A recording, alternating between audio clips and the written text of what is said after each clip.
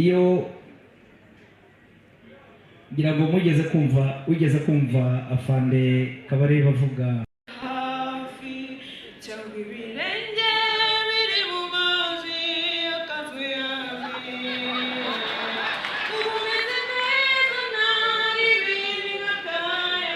yamaze n'icyumweru kimwe cyonyine ariko bamaze kumenya kuyihagurutsa.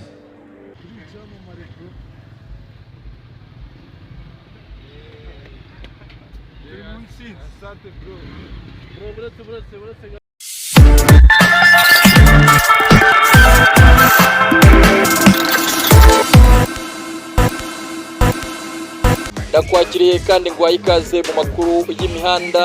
Birumvikana amakuru y'imihanda n'amakuru y'imyidagaduro. Uyu munsi twigiriye kuri tele, birumvikana ndi Mr Muhanzi, ndi Mr Talented, ndi Mr Future, ndi Mr From Zero to Hero, ariko kandi ndi intare y'indahangarwa n'intore nyabuneka ni umugabo w'indekwe Alexis, ariko kandi nyabuneka ibereye muri Genesis Comedy ni seka rusange mu tariki ya 25 z'ukwezi kwa karindwi 2024. Nyuma yuko ginye insinzi uyu munsi twaje no kwisekera abirumvikana abanyarwenya bo ni benshi namaje ko bampabona abarimo kandi inyigito Kelema, barimo kandi Lumi, barimo kandi Ilate, barimo kandi ndetse na Musa n'abandi benshi bagiye batandukanye utibagiye mu gufi nyawe cyangwa se uwo mwise ngo ni Muhinde.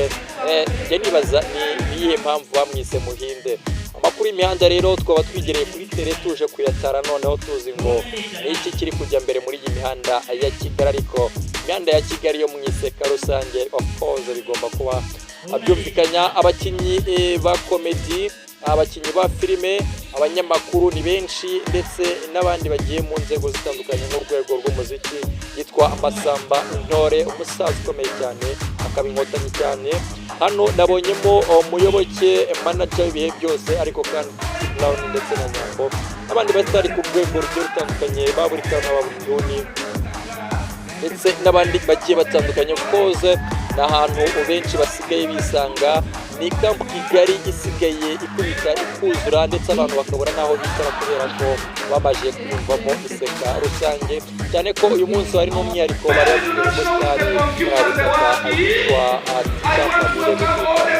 Itangazamakuru nabonye byamuherekeje cyo muri Uganda, hari itangazamakuru ni byiza cyane. Rero reke dukomeze twisekere, reke dukore showbiz, dukomeze twinjoyinge y'umutekano n'amahoro n'ibyishimo dufite twabwa na chairman mukuru w'umuryango wa FPR Inkotanyi, ariko kandi perezida wa Repubulika y'u Rwanda Paul Kagame. Nitwa Mr Muhanzi, ndi intare, ndi indahangarwa, ndi intore cyane, ariko kandi nyaboneka ndi Umunyarwanda, umugabo w'indekwe Alexis. Ibyo niko ababyeyi babyanzuye, Imana ishyira akabyo hanyuma nanjye nemeza kuza kubabwira amakuru atandukanye hano muri iyi mihanda.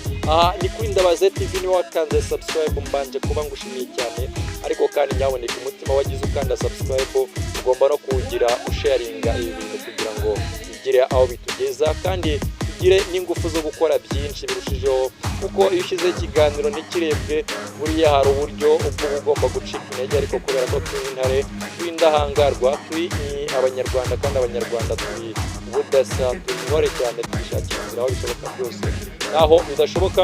Niyo mpamvu dukomeza kurwana kugira ngo byose bibagireho kandi bibagireho neza. Ndabashimiye aho muri hose, niba mumeze neza ni sawa, niba mutameze neza reka tuyagize Imana, kuko iyo ishobora byose kandi ikemura byose. Hasigaye muri mu majyepfo, majyaruguru, uburengerazuba, mujyi wa Kigali, uburasira bwaryo, ariko kandi nyaboneka namwe muri hanze y'u Rwanda tumenyaniye aba diaspora, impano muyishyigikira nyaboneka. Nanjye ngomba kugafata, ngomba kugerayo, abandi bagafashe bari bafite ikintu afite, you know what it is.